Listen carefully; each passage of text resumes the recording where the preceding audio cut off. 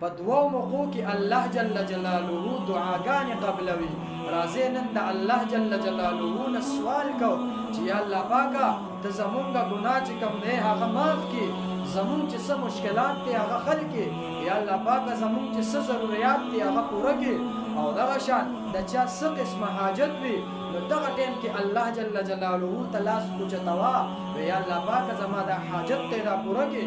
نو الله جل جلاله په دوه داسې موقع دي چې په دې کې الله جل جلاله د بنده دعا نه رد کوي. اول نمبر دا کله چې ته مونځ وکړې د مونځ نه بعد ته الله جل جلاله نه دعا وغواړه، یا الله پاکه زما دا ارمان پوره کړي، یا الله پاکه زما دا مشکل حل کړي، یا الله پاکه زه ډېر زیات ګیر یم، زما د رزق تنګي دی، یا الله پاکه ما ته رزق فراخ کړي. نو انشاءالله الله جل جلاله به ستا دعا چېرته نه رد کوي، ځکه ته د الله جل جلاله سره برای راست خبرې کوې، ځکه دا مونځ د الله جل جلاله سره خبرې کول دي. او کله چې د الله جل جلاله د خبرو نه فارغه شي نو بیا دې دعا وغواړه، یا الله پاکه ما نه مصیبتونه لرې، ما نه مشکلات لرې، ما نه تکالیف لرې، زما چې څه حاجت دی یا الله پاکه ته پوره کړي. نو ته بیا ګوره الله جل جلاله به ستا هر قسم حاجت دا به پوره کړي. او دویم نمبر دا کله چې د قرآن مجید تلاوت وکړې، د قرآن مجید تلاوت کول دا د الله جل جلاله خبرې دي. دا قرآن مجید دا د الله جل جلاله خبرې دي، دا د الله کلام دی. نو کله چې تلاوت وکړې د هغې نه بعد ځان ته دعا وکړه، یا الله پاکه زما مشکلات حل کړي، یا الله پاکه په ما باندې تکالیف راغلي، په ما پریشانۍ راغلي، یا الله پاکه زما تکالیف او پریشانۍ ختمې کړي، یا الله پاکه زما ضروریات دي دا ته پوره کړي، یا الله پاکه ما ته مشکلات دي دا ته حل کړي، یا الله پاکه زما حاجت دی څه ته مې حاجت دی یا الله ته پوره کړي. ځان ته به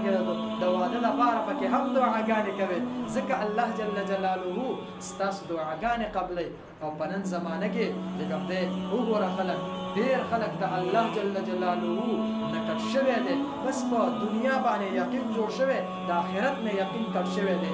هر ټیم د الله نه دعا غواړي، الله هر ټیم دعا قبلوي. او مفسرین او بعضې حضرات چې کوم دی د دې نه هم نقل دی چې کله اذان وشي او د مونځ او د اذان په منځ کې چې کوم ټیم دی په دغه ټیم کې هم الله جل جلاله هغه دعاګانې قبلوي.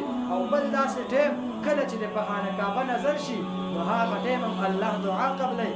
امام اعظم امام ابو حنیفه رحمت الله علیه الله جل جلاله د قبر د نور ډکې راغه، دا زمونږ د امام دا زمونږ د مسلک امام دی.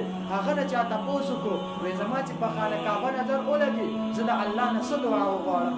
هغه ورته ووي د الله نه دا دعا وغواړه، وایي الله پاکه ما مستجاب الدعوات کې، یعنی مستجاب الدعوات مطلب دا دی چې یا الله پاکه زه څه دعا غواړم هغه زما قبوله کړي. کله چې په خانه کعبه نظر وشي الله جل جلاله د زمونږ د ټولو هغه خانه کعبې ته تګ او هغې باندې نظر، یا الله پاکه هغې دیدار له مونږه بوځې، د رسول الله مبارک د روضې دیدار له مونږه ټول بوځې. نو وایي کله چې د په هغې نظر شو وایي د الله نه دا دعا وغواړه چې یا الله پاکه زه چې څه دعا کوم هغه ته ماته قبوله کړي. نو چې کله ته مستجاب الدعوات شوې بیا به الله جل جلاله هره دعا قبلوي. نو الله دې مونږ ټول یو ځای دغه شان په جنت کې هم هلته یو ځای کړي، او دغه شان یو ځای دې مونږ د رسول الله مبارک د روضې دیدار له هم ټول بوځي. الله جل جلاله دې په دې خبرو د عمل کولو توفیق راکړي.